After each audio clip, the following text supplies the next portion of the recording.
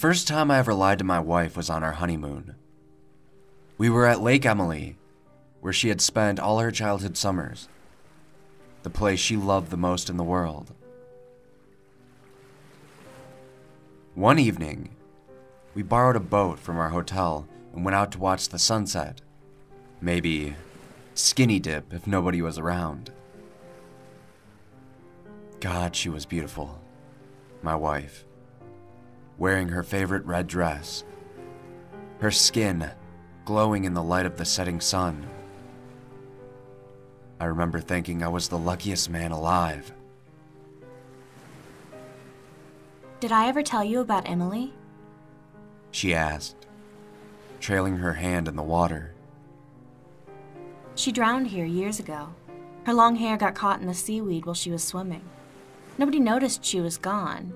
They found her the next day floating upside down, her feet just inches from the surface, her hair still tangled in the weeds. Jesus. She haunts this lake, Continued my wife, clearly enjoying scaring me.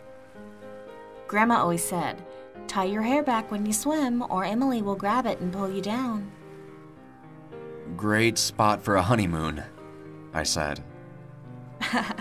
It's just a ghost story. Come on, let's swim.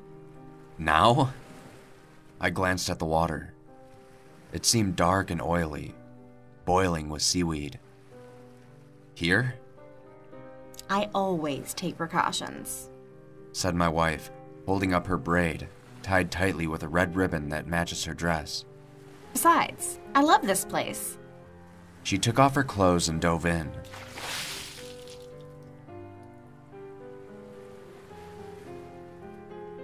Seconds passed and she didn't surface. I was starting to get worried. I thought about jumping in after her.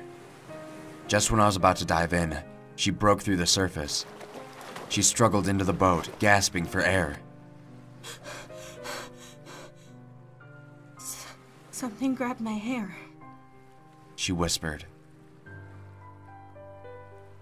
I thought she was joking, but the fear in her eyes was so real. I wrapped a towel around her and held her as she stared at the water.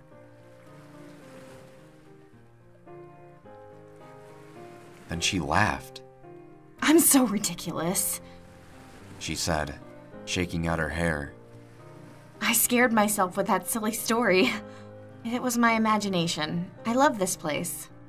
I nodded to her, but I just wanted to get the hell out of there.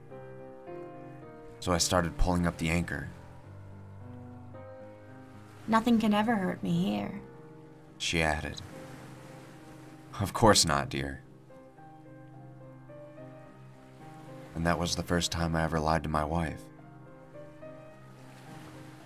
Because when the anchor came out of the water, I saw my wife's red ribbon tied around it in a neat little bow.